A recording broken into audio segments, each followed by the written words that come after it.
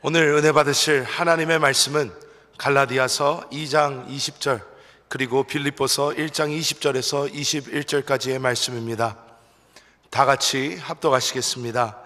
내가 그리스도와 함께 십자가에 못 박혔나니 그런즉 이제는 내가 사는 것이 아니요 오직 내 안에 그리스도께서 사시는 것이라.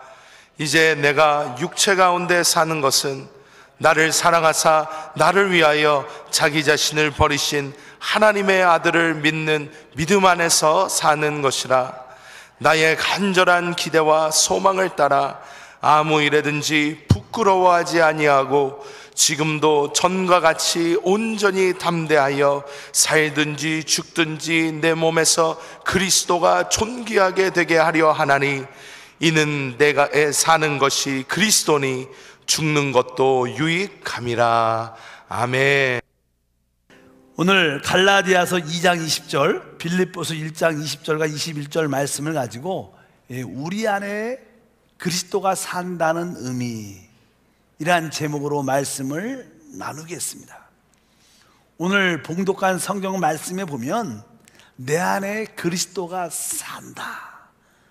또 빌립보서 1장에 보면은 바로 내게 사는 것이 그리스도다 그러면서 우리 안에 그리스도가 산다는 그러한 표현을, 고백을, 또 생활을 우리에게 말씀하고 있습니다. 구원이라는 게 무엇인가? 사실 구원은 바로 우리가 제3으로부터 시작됩니다.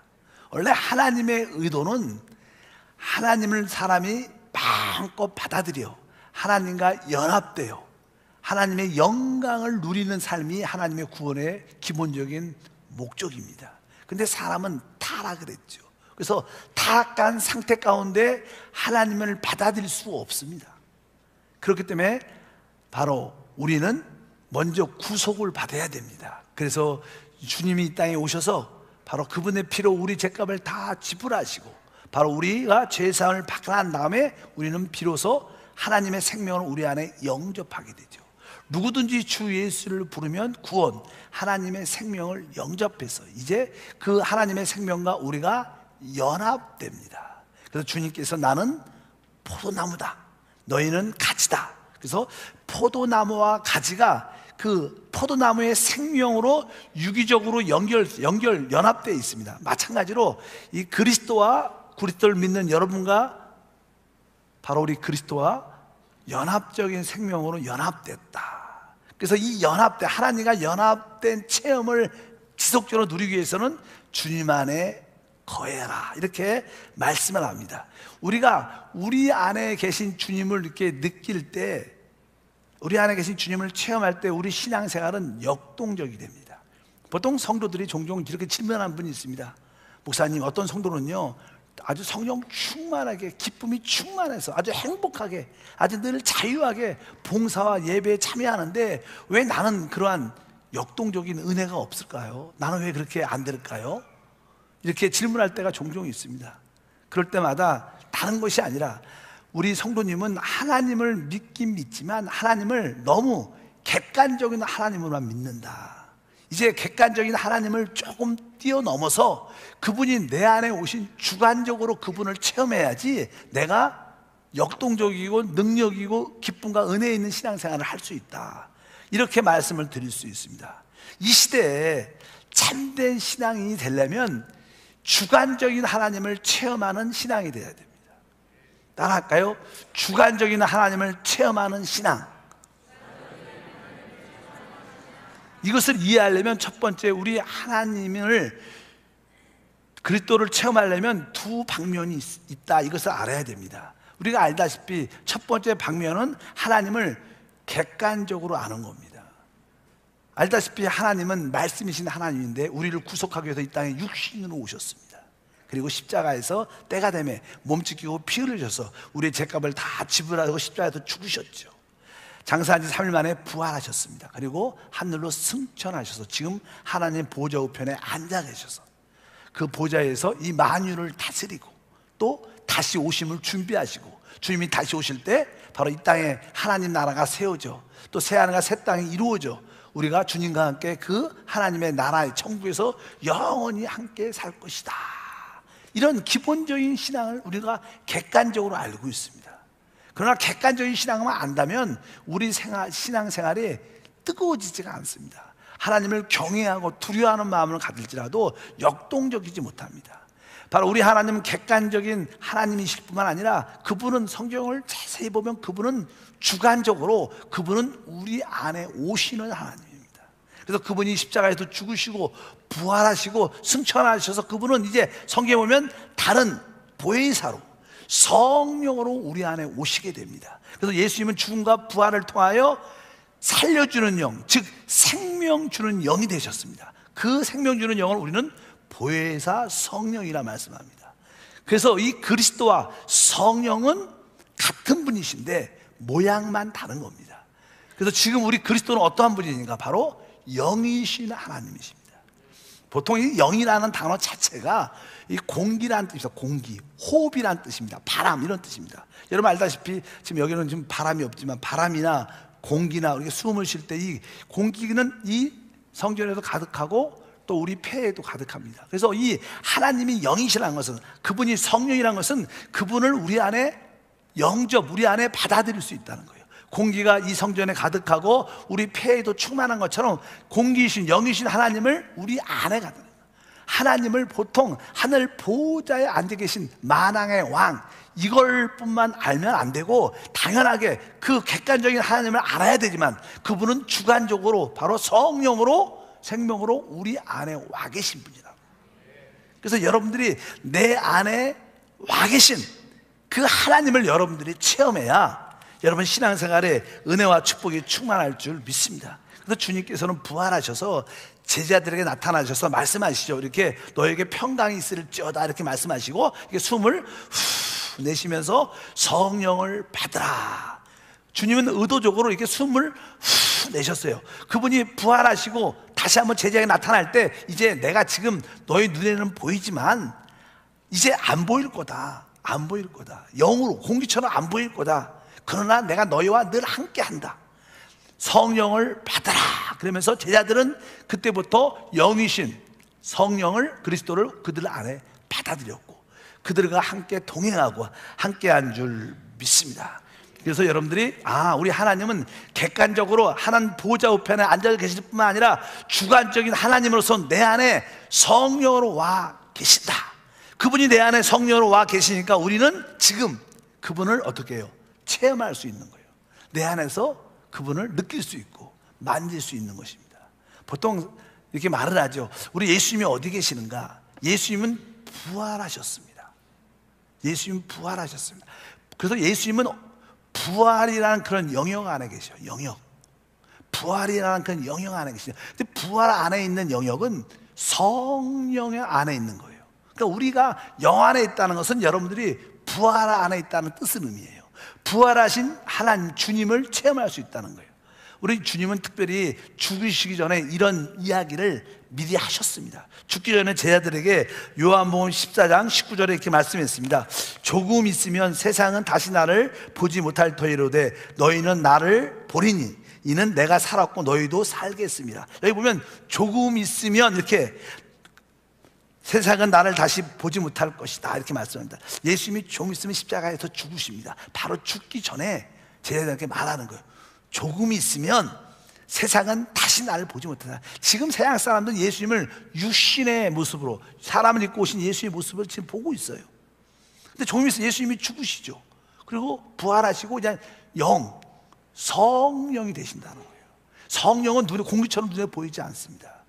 그런데 보니까 오늘 말씀에 세상 사람은 다시 나를 보지 못할 너희는 나를 보리니. 왜?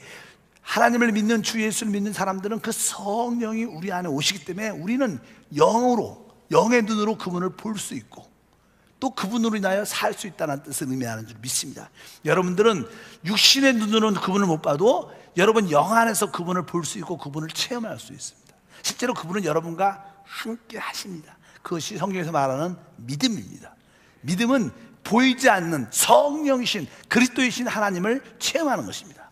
갈라디아서 2장 20절 다 같이 읽어보면 내가 그리스도와 함께 십자가에 못 박혔나니 그런즉 이제는 내가 사는 것이 아니라 오직 내 안에 그리스도께서 사시는 것이다.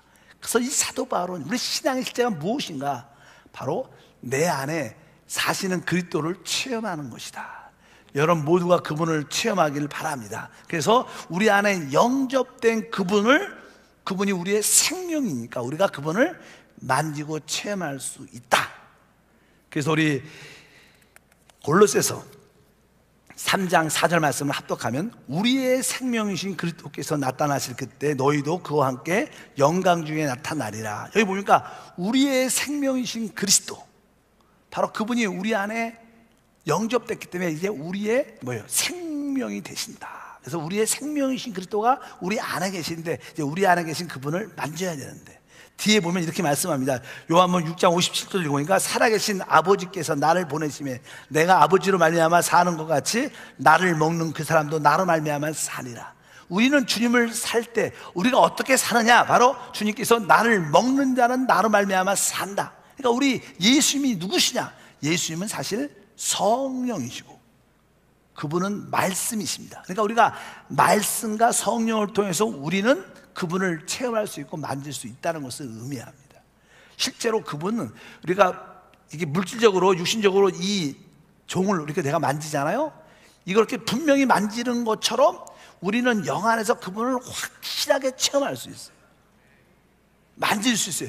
그런 만짐과 체험이 여러분 안에서 체험되면 여러분들은 신앙이 뜨거워집니다. 그리고 살아있습니다. 그리고 믿어지게 돼 있어요. 그래서 우리는 마지막 시대에 이 주관적인 하나님, 내 안에 주관적으로 계신 그 하나님을 체험해야 된다. 여러분들이 내 안에 계신 하나님을 체험하지 못하면 여러분은 그냥 종교인입니다. 얼마나 슬픈데요. 종교인은 신앙생활하는 게 피곤합니다. 지칩니다. 이렇게 주일은 자주 오는지 이렇게 생각을 하는 사람, 이 교회가 뭔지 이렇게 생각하는 사람, 또 목사님이 봉사를 시키는지 알 수도 없고, 그러나 주관적인 하나님을 만나면 교회 오는 게 가벼워요. 아주 기뻐요. 행복해요. 그러고 여러분들이 그런 체험을 가져야 된다. 이 마지막 때 주관적인 내적인 하나님을 체험을 해야지 진짜 성도가 돼요. 그러면 내 안에 이미 성령은 내 안에 와 계셔요. 이미 주 예수를 믿는 사람들은 다 영접했어요. 근데 그 하나님을 어떻게 체험해야 되는가? 그분을 체험하기 위해서는 기본적인 이해가 한 가지 있어야 되는데, 그것이 그냥 갈라디아서 2장 19절의 말씀에 기록되어 있습니다. 다 같이 합독합니다. 내가 율법으로 말미암아 율법을 향하여 죽었나니 이는 하나님을 향하여 살려 함이라. 이 말씀은 참 중요합니다. 그래서 천천히 다시 한번 읽어보세요. 이 말씀이 무슨 뜻이에요? 시작. 내가 율법으로 말미암아 율법에 대하여 죽었나니 이는 하나님에 대하여 살려 함이라. 우리 신앙생활은 하나님에 대하여 사는 겁니다. 내 안에 계신 하나님에 대하여 체험을 갖는 것인데, 이런 내 안에 계신 하나님을 체험하려면 앞에 내가 율법으로 말미암아 율법에 대하여 죽었다. 율법에 대하여 죽었다. 한번 따라합니다. 율법에 대하여 죽었다. 이게 무슨 뜻이에요, 여러분? 왜 이런 말씀을, 율법에 대해서 죽었다는 뜻이 무슨 뜻입니까? 여러분, 죽었다는 뜻은 우리가 육신적으로 사람이 죽으면 어떻게 돼요? 죽으면 반응을 하지 않습니다. 예를 들어서 사람이 죽었다. 그러면 칭찬을 해도 반응이 없어요. 화를 내도 반응이 없어요. 이렇게 볼을 만지면서 일어나 이렇게 두들겨도 반응이 없어요. 죽은 자는 반응이 없어요. 근데 내가 율법에 대하여 죽었다, 이 뜻은 뭐예요? 내가 율법에 대하여 반응하지 않는다, 이 뜻이에요. 쉬운 말로만. 율법에 대해 어떻게 해요? 반응하지 않는다. 율법은 십계명을 말하죠. 여러분들의 계명 중에서 우리가 일반적으로 우리 사람과의 관계에서 부모님에 대해서 내 부모를 공경하라, 이런 계명이 있어요. 여러분들이 어느 날 성경을 쭉 읽다가 내 부모를 공경하라, 그러면 장수하고 잘 될 것이다, 이런 말씀이 기록되어 있어요. 내 부모를 공경하라. 그러면 예수를 딱 믿게 되면 그 말씀이 깨달아져요. 야, 맞다. 내가 크리스찬으로서 내가 하나님께 구원받았는데 내가 앞으로 우리 부모님을 잘 공경해야지. 이렇게 부모님을 공경하라, 그런 말씀을 읽으면 그것도 하나의 계명이죠. 계명, 문자적인 계명입니다. 계명. 하나님, 부모님을 공경하라. 그러면 여러분들이 그 말씀을 읽을 때 여러분들이 반응을 합니다. 뭐라고? 내가 앞으로 부모님을 잘 공경할 거야, 이렇게 반응을 해요. 여러분 마음에 그런 마음이 듭니다. 왜? 여러분이 살았으니까. 살았으면 그런 반응을 해요. 근데 내가 죽었으면 그런 거에 반응을 하지 않아요. 그런 뜻입니다. 여러분들, 율법에 대해서 죽었다는 것은 내가 그 말씀에 따라서 내가 앞으로 부모님을 잘 공경해야지. 그리고 나서 기도합니다. 하나님, 내가 크리스찬으로서 내가 우리 부모님을 잘 공경하게 도와줘요. 늘 어머님을 대할 때 부드러운 어조로, 늘 상하는 마음으로 내가 알아서 먼저 도와줄 수 있도록 그런 지혜와 깨달음도 주시옵소서. 그렇게 기도를 쭉 하고. 근데 여러분들 그런 기도는 다 해봤어요? 해봤어요? 안 해봤어요? 해보셨어요? 근데 응답 받았어요? 안 받았어요? 그런 기도는 거의 응답 안 됩니다. 왜? 여러분, 율법은 내가 그냥 지키려고 반응을 하면 어느 정도까지는 돼요. 어느 정도까지는. 어느 정도까지. 의지가 강한 사람은 작심 3일은 갑니다. 그 마음의 태도가. 그런데 시간이 한 주, 두 주, 세 주 지나면 또 그것을 잃어버리고 또 어느 날 부모님께 언성도 높이고 또 안 좋은 태도로 보내면서 어머니 마음을 상하게 하고 결국 또 나도 마음이 상하고 상태 좋지 않은 그런 느낌을 많이 갖습니다. 그러니까 여러분들이 이제 하나님 말씀을 대할 때, 율법을 대할 때 여러분들이 반응하지 않아야 돼요. 내가 이 말씀을 너무나 좋은 말씀이야, 내가 이 말씀을 지켜야겠다, 이렇게 지키면 안 된다는 거예요. 이 말씀은 그런 뜻이에요. 그럼 무엇을 하라는 건가? 하나님에 대해서 살아니까. 여러분들이 항상 어떤 말씀을 읽을 때, 이 말씀을 읽을 때 내가 반응하면 안 되고, 바로 나는 내 안에 계신 누구께? 예수님께 반응해야 돼요. 부모를 공경하라. 그러면 여러분들은 하나님, 나는 할 수 없는데, 나는 이것을 할 수 있는 능력도 없습니다. 나는 오직 내 안에 계신 주님을 바라봅니다. 난 주님을 기뻐합니다. 주님을 사랑합니다. 여러분들이 기도를 그분께 방향을 바꿔야 돼요. 이것을 내가 해야겠다고 생각하면 안 되고, 내가 해야겠다는 그 생각을 잃어버리고 반응하지 말고, 여러분의 그 생각과 마음을 누구께? 내 안에 계신 주님께 나는 주님을 바라봅니다. 주님이 나의 은혜입니다. 주님이 나의 지혜입니다. 난 주님을 붙잡기를 원합니다. 늘 주님을 자꾸만 바라보면, 주님을 바라볼 때 거기서 힘이 생겨요. 그 힘으로 부모님을 스스로 공경하는 거예요. 내 힘으로 하는 것을 율법이라 그래요. 그러나 우리가 주님을 자꾸만 바라보면 주님이 우리에게 성령을 주셔요. 그럴 때 성령의 은혜로 부모님께 반응을 하는, 말씀을 공경하는 것이 신앙. 오늘 말씀이 그 뜻입니다. 그러니까 여러분들이 이것이 돼야 내 안에 계신 하나님이 느껴지기 시작합니다. 사람이 그러죠. 그냥 내가 이 계명을 지킬 내가 강하면요, 우리 안에 계신 주님은 점점점 그 느낌이 약해져 갖고 없는 것처럼 느껴져요. 진짜로 그래요. 여러분 안에 주님이 계셔요, 정확하게. 근데도 여러분 주님을 거의 못 느끼죠. 왜? 내 생각대로, 내 의지로, 내 뜻대로 하니까 그분이 나타나는 느낌이 거의 없습니다. 근데 여러분들이 항상 여러분의 뜻과 의지가 아니라 항상 어떤 문제가 있을 때, 어떤 계명을 볼 때마다 주님께 방향을 돌리면 주님이 점점 커지게 느껴지고 그분의 인식이 깊어져요. 그럴 때 거기서 성령이 역사하는 거예요.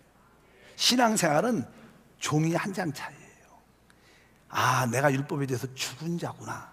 내가 율법을 지키려고 내가 노력하는 것이 올바른 방법이 아니었구나. 여러분들은 지금까지 항상 그런 방법으로 하나님을 섬겼기 때문에 잘 안 된 거예요.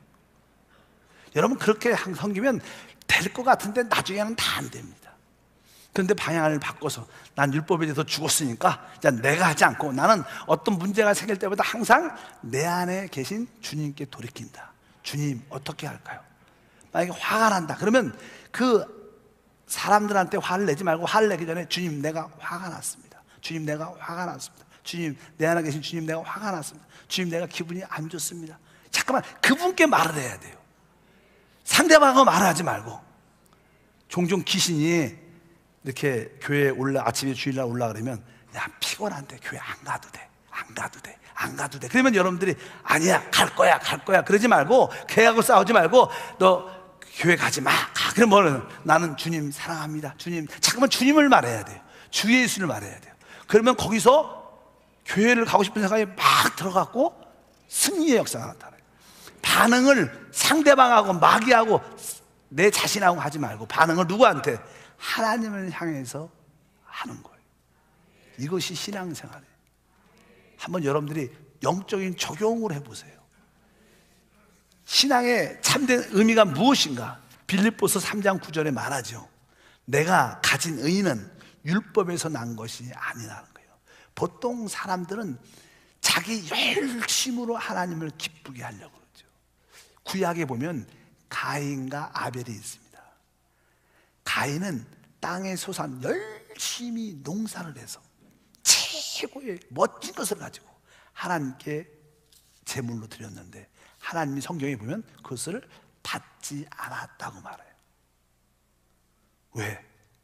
그것은 하나님이 계시의 방법이 아닙니다. 그건 사람의 방법이에요. 그래서 하나님은 받지 않아요. 왜? 그도 최고로 열심히 최고의 것을, 땅의 것을 열심히 노력하고 최고 것을 드렸는데 하나님 안 받았어요. 기분이 나쁘겠죠. 그런데 아벨은 양의 첫 새끼의 기름으로, 양을 기름을 드리려면 양이 죽어야 되죠. 피를 흘려서 그 피를 드린 걸 갖고 하나님께 드렸더니 하나님이 연락했다는 거예요. 하나님의 연락은 오직 예수를 통해서만 연락되는 거예요. 여러분의 늘 뜨거운 열심, 의로움, 하나님은 그것을 보지 않습니다. 오늘 말씀이 다시 한번 빌립보서 3장 9절에 내가 가진 의는 율법에서 난 것이 아니라는 거예요. 내 열심과 내 노력과 내 선함과 나의 의로움을 갖고 하나님을 기쁘게 할 수 있지 않다는 거예요. 그래서 의가 되지 않는다는 거예요. 뒤에 보니까 뭐라고 했어요? 오직 그리스도를 믿음으로 말미암은 것이니 곧 믿음으로 하나님께로부터 난 의다. 하나님께 난 의는 오직 예수 그리스도예요. 그 예수 그리스도가 죽음과 부활을 통하여 성령으로 내 안에 오셨어요. 그러니까 여러분들이 어떤 일이 생길 때마다 여러분 안에 계신 예수님께 돌이키는 거예요. 그분께 말하는 거예요. 그분께 그대로 고백하는 거예요. 항상 일이 생길 때마다 여러분들은 그 문제를 바라보며 그 사람을 바라보지 말고 그 상대방하고 대하지 말고 안에 계신 주님께 주님 이런 일이 생겼습니다. 아까 말했듯이 화가 나서 화가 났습니다. 기분이 좋으면 기분이 좋습니다. 마음이 슬픕니다. 그분께 자꾸만 말하는 훈련을 쭉 해야 돼요. 그분께 돌이키자. 따라합니다. 그분께 돌이키자. 여러분들이 어떤 일이 생기더라도 항상 첫 번째 누구한테 돌이켜야 돼요? 내 안에 계신 그분께 돌이키는 훈련을 딱 가지면 그분이 점점점 내 안에 계심이 느낌이 깊어지고 그럴 때 성령의 기름 부음과 은혜가 체험되게 될 때 아, 그분이 내 안에 계시는구나. 근데 여러분들이 자꾸만 여러분의 의를 가지고 여러분들이 문제를 해결하려고 그러면 그분은 점점점 작아지고 느낌이 없어지는 거예요. 많은 사람들이 왜 나는 하나님의 느낌이 없어요? 이렇게 말해요. 없기는 왜 없을까요? 모든 것을 내가 반응하니까, 나에게 율법에서 난 의를 가지고 달려가니까 하나님이 반응과 느낌을 주지 않는 거예요. 그러나 그것을 버리고 이제 내 안에 계신 그리스도 안에 내 모든 것을 돌이키겠다. 그래서 우리가 영 안에 있어라, 이 말이 그 뜻입니다. 영 안에 있어라. 영 안에 그리스도가 계시니까 그분께 반응하라. 한번 내 안에 계신 주님께 반응하자. 시작. 내 안에 계신 주님께 반응하자. 그러니까 만약에 화가 났다 그러면 화났습니다 하고 그분께 말해야 돼요. 아멘. 어떤 일이 잘 안 된다 그러면 하나님 이 일이 잘 안 됩니다. 안 됩니다. 안 됩니다. 그분께 말해야 돼. 자꾸만 이걸 어떻게 풀지, 어떻게 풀면 좋을까 이렇게 하지 말고 항상 그 문제를 그분께 갖고 와야 돼. 어떤 일이 생기면 그분께 문제를 갖고 와야 돼. 그것이 훈련이 되면 이제 여러분이 그분 안에는 성령이 있으니까 성령이 도와주기 시작해요. 그래서 성경은 이렇게 말하죠. 빌립보서 1장 19절을 읽어보니까 이것이 너희의 강구와 예수 그리스도의 성령의 도우심으로 내 구원에 이르게 할 줄 아는 거로. 여기 보니까 예수 그리스도의 성령의 도우심, 그러니까 예수 그리스도의 성령, 따라합니다. 예수 그리스도의 성령, 예수 그리스도의 성령의 도우심입니다. 여러분들이 항상 여러분 안에 계신 예수님께 이렇게 반응하고 그분께 돌이키면 성령이 도와주신다는 거예요. 성령의 역사가 느껴지기 시작, 조금씩이라도 믿으시면 아멘. 그래서 여러분 안에 그 성령이 느껴질 때부터 구원이 체험되는 역사가 함께 할 줄 믿습니다. 그래서 이 여러분들 안에 성령을 따라 살아라 이렇게 말을 많이 하죠. 교회에서 성령을 따라. 성령이 안 느껴지죠. 잘. 왜? 아직까지 자꾸만 내가 반응하니까, 율법에 반응하고 그 일에 반응하고 그 사람에 반응하니까 이것이 느껴지지 않는 거예요. 그러나 내가 이제 내 안에 계신 성령께 반응을 하면, 오늘 로마서 8장 4절 다 같이 합독하면 육신을 따르지 않고 그 영을 따라 행하는 우리에게 율법의 요구가 이루어지게 하려 하십니다. 여기 보니까 그 영을 따라 행하는 우리에게, 따라할까요? 그 영을 따라 행하는 우리에게. 그 영이라는 것은 바로 우리 영 안에 계신 성령, 예수 그리스도의 성령의 도우심을 우리 안에 계신 성령을 따라 행할 때 율법의 요구를 지킬 수 있다는 거예요. 아까 내 부모를 공경하라, 그 주체는 아까는 나였어요. 내가 부모님을 기쁘게 해야지, 잘 섬겨야지, 주체가 나였어요. 그래도 결국 안 돼요, 그게 시간이 지나면. 근데 이제는 내가 지킨 게 아니라 나는 그리스도께 항상 반응하는 거예요. 주님, 나는 할 수 없어요. 난 부모님을 잘 공경 못합니다. 나는 그런 성격도 되지 않습니다. 나는 부족함이 많습니다. 그분께 잠깐 반응을 하다 보니까, 그분께 반응을 하면 성령이 역사하기 시작해요. 성령의 느낌이 있어서 그 성령을 따라 생활할 때 이 율법, 아까 그런 계명을 다 지키는 힘이 나오는 거예요. 종이 한 장 차이입니다. 겉으로 볼 때는 비슷한 것 같아요. 다 열심히 부모님을 섬기는 것 같아요. 이것도 부모. 근데 어떤 사람은 부모를 섬기는데 축복이 있어. 어떤 사람은 부모를 섬기는데 안 돼. 왜? 한 사람은 그렇다게 보이지만 짝퉁인 거예요. 하나님 볼 때는 짝퉁인 거예요. 한 사람은 진짜예요. 명품이에요. 왜? 진짜 신앙은 이거니까. 그러니까 여러분들이 내가 율법에 대해서 죽은 자구나, 내가 율법을 지키려고 해서는 안 되는구나, 나는 율법을 지킬 수 없으니까 나는 대신 내 안에 계신 성령께 돌이켜야겠다. 항상 모든 문제가 생길 때마다 내 안에 계신 주님께 돌이켜야 돼. 그분한테 말하고, 그분한테 의지하고, 그분을 바라봐야 돼. 그러다면 조금씩 성령의 인도와 역사를 느끼게 됩니다. 그럴 때 여러분들은 모든 일에서 분명해지고 담대해지고 그것을 할 수 있는 그러한 은혜와 축복을 갖게 될 줄 믿습니다. 그러다 보면 우리는 자연스럽게 모든 문제에서 구원을 체험하게 돼요. 오늘 말씀에 이렇게 돼서, 아까 빌립보서 2장 12절도 읽어보니까, 그러므로 나의 사랑하는 자들아, 너희가 나 있을 때뿐만 아니라 더욱 지금 나 없을 때에도 항상 복종하여 두렵고 떨림으로 너희 구원을 이루라. 우리 삶 가운데 예수를 믿으면 지옥, 영원한 심판에서 이미 우리는 구원 받았어요. 여기서 말하는 구원은 그런 구원이 아니에요. 우리는 이 땅에 구원받은 후에 살아가면서 성질도 나고 질병도 걸리고 문제가 많이 생기고 사람과의 어려움도 많이, 순간순간 문제가 해결될 문제들이 많습니다. 그런 문제에서 구원을 받아야 돼요. 특별히 우리가 구원받고 우리 성질이 막 급한 사람들은 그 성질을 못 이겨요. 야, 내 이 급한 성질만 좀 참았으면 내가 진짜 뭐가 돼도 뭐가 됐을 텐데, 그냥 급하게 올라오는 그 성질이 잘 이겨지지 않습니다. 어떻게 그런 성질에서 구원받을 수 있는가? 여러분들이 아까 말씀드린 것처럼 자꾸만 어떤 일이 생겼을 때 우리 안에 계신 그리스도에게 반응을 자꾸만 하다 보면 거기서 성령의 느낌이 오고, 성령이 바로 그것을 이길 수 있는 힘을 주시기 때문에 우리는 자연스럽게 이겨요. 제가 우리 한세교회 성도를 쭉 보면요, 어떤 권사님이나 안수 집사님이나 성도들을 보면 분명히 몇 년 전에 얼마나 성질이 급하신지, 얼마나 다혈질인지, 얼마나 성격이 안 좋든지 그런 분들 많아요. 그래갖고 그분한테 상처받은 분들이 많아. 그런데 계속 하나님 말씀을 듣고, 맞아, 내가 영으로 돌이켜야지, 내가 반응하지 말고 영으로 반응해야지, 그러면서 계속 하나님 말씀을 듣다 보니까 처음은 잘 안 돼도 주 예수 이렇게 자꾸만 하고 영으로 반응을 하니까 1년, 2년, 3년쯤 지났는데 어느 때부터 그런 권사님들이 성질을 안 내요. 근데 그분들도 잘 몰라. 옛날 같았으면 똑같은 사건이 됐으면 성질을 먼저 팍 내고 화를 먼저 내는데, 그런 똑같은 사건이 돼도 화가 안 난대. 왜? 저절로 구원받는 거예요. 여러분, 옛날에는 내가 참으려고 그랬어. 내가 참으려는 것은 다 한계가 있어요. 오래 안 갑니다. 그러나 이렇게 내 안에 계신 그리스도에게 반응하고 성령을 충만하게 체험하게 되면 저절로 화가 안 나는 거예요. 아마 그런 체험 많은 거예요. 신앙이 좋은 사람들은요, 옛날에는 화가 많이 나는데 어느 날부터는 진짜 화가 안 나요. 그래서 애들도 아빠 화 안 나?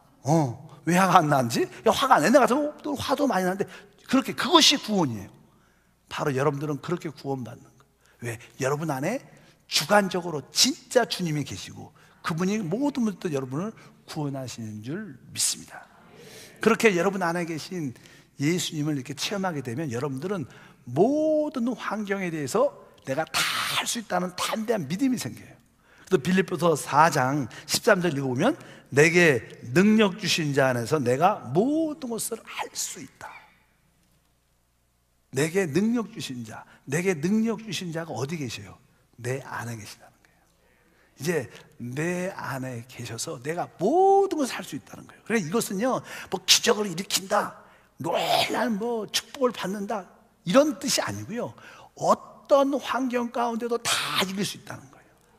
어떤 환경 가운데 있어도 감사할 수 있고 기뻐할 수 있고 행복할 수 있는 그런 능력이에요. 참된 축복은요, 물질이나 다른 것이 많음에 있지 않습니다. 어떤 환경 가운데 있을지라도 내가 행복하면 행복한 거예요.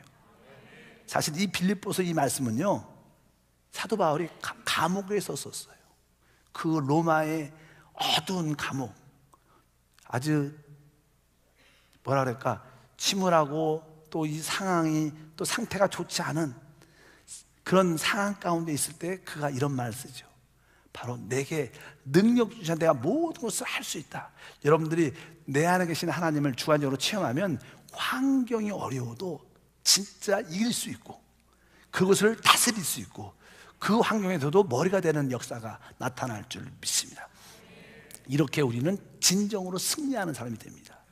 많은 사람들은 이 땅에서 승리하려고 그래요. 이 땅에서. 이 땅이 영원하면 이 땅에서 다 이겨야 돼요.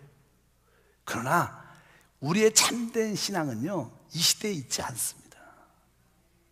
우리의 참된 신앙은 다음 시대와 영원한 시대에 있어요. 지금은 그림자입니다. 그래서 우리 인생이 길어야 100년이에요. 그러나 다음 시대 1000년 영원함이 진짜가 있어요.